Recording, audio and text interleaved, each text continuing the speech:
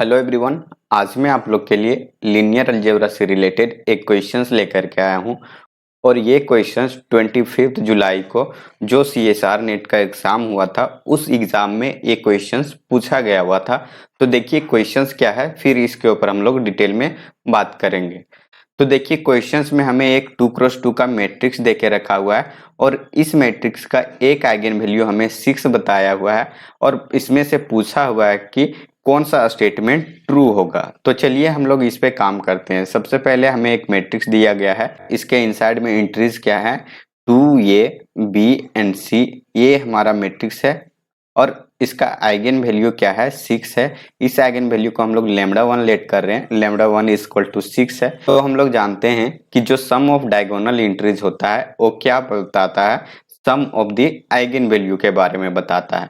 तो हम लोग यहाँ से ये लिख सकते हैं λ1 प्लस λ2, ये हमारा दो आइगन वैल्यू है और ये किसके इक्वल होगा, जो हमारा डायगोनल एंट्रीज है उसके सम का। तो डायगोनल एंट्रीज क्या है 2 प्लस C हो जाएगा। अब देखिए एक आइगन वैल्यू λ1 इक्वल टू हमें पता है, तो यहाँ से हम लोग लिख सकते हैं λ2 equal to 2 plus C minus λ1 और हम लोग λ1 के जगह पे 6 फिल कर देंगे। तो यहाँ से क्या आ जाएगा 2 plus C minus 6 equal to C minus 4।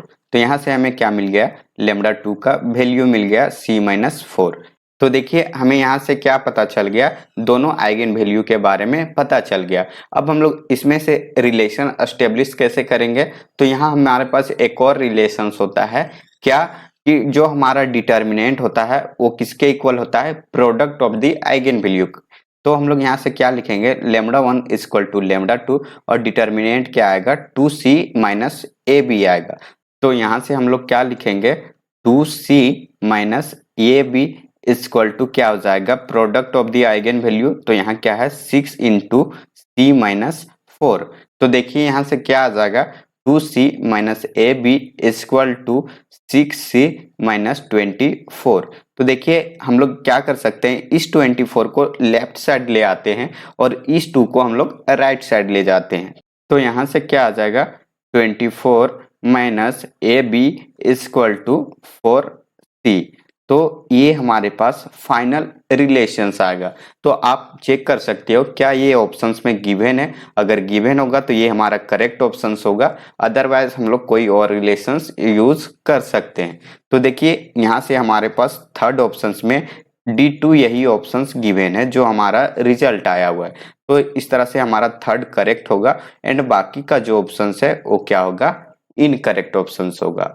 तो आई होप आप लोग को समझ में आ गया होगा इस क्वेश्चंस का एक्सप्लेनेशंस। अगर कोई क्वेरी हो तो आप जरूर कमेंट करें ताकि मैं इसे देख करके फिर इसके ऊपर काम करूं और आपको बताने की कोशिश करूं। तो चलिए फिर मिलते हैं हम लोग नेक्स्ट क्लास में। जाते जाते मैं बता देता हूं कि अगर आप मेरे चैनल पे नए हो तो please like share and subscribe जरूर करें और अपने दोस्तों के साथ शेयर करके उन्हें भी सब्सक्राइब करने के लिए जरूर बोले। तो चलिए फिर मिलते हैं हम लोग नेक्स्ट क्लास में। तब तक thank you so much for watching this video. Bye bye, take care.